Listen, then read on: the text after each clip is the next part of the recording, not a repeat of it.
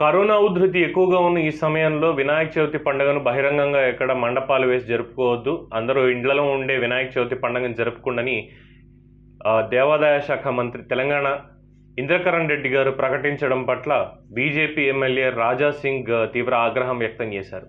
కేవలం 4 రోజుల ముందు మీరు ఈ విధంగా ప్రకటన ఏ రకంగా చేస్తారు? కరోనా ఉంది అని చెప్పి అది పోయేదాకా హిందువుల పండుగలు జరుపుకోవడానికి పర్మిషన్లు లేవా? అప్పటిదాకా పండగలు చేసుకోకుండా ఖాళీగా కూర్చోమంటారా? మా పండగలు చేసుకునే హక్కు కూడా మాకు లేదా? అలా అయితే బక్రీద్కి ఏ విధంగా మీరు అనుమతినిచ్చారు బక్రీద్ పండుగ చేసుకోవడానికి? నేను ఇక్కడ వాళ్ళని అవమానించడానికో దేనికో ఈ వ్యాఖ్య చేయడం లేదు. కానీ మీరు పాటిస్తున్నటువంటివి ద్వంద్వ పరిణామం ఏదైతే ఉందో అది మాత్రం చాలా అనుమానాస్పదంగా ఉంది. దీన్ని ప్రజల్ని కించపరిచే విధంగా ఉంది అని చెప్పి రాజా సింగ్ వ్యాఖ్యలు చేయడం జరిగింది.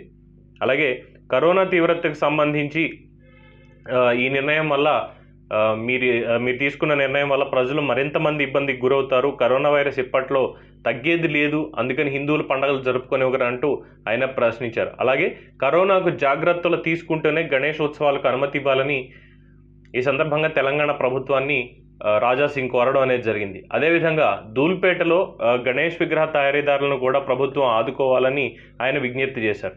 దాదాపు 1,00,000 మట్టి విగ్రహాలను మేము పంపిణీ చేస్తామని ప్రభుత్వం ప్రకటించడం పట్ల హర్షం వ్యక్తం చేస్తూనే అదేవిధంగా ఇప్పటివరకు వాళ్ళ ఉపాధి కూడా పోయింది, వాళ్ళని ఇప్పుడు ఆదుకునే దిక్కెవరు లేరు, అందువల్ల సామాజిక బాధ్యతతో ధూల్పేటలో విగ్రహాలు తయారు చేసిన వాళ్ళు ఎవరైతే ఉన్నారో వాళ్ళని ఆదుకుంటూ వాళ్ళ విగ్రహాలు కూడా ప్రభుత్వమే కొనుగోలు చేయాలి అని చెప్పి తెలంగాణ ప్రభుత్వానికి బీజేపీ ఎమ్మెల్యే రాజా సింగ్ విన్నవించడం అనేది జరిగింది.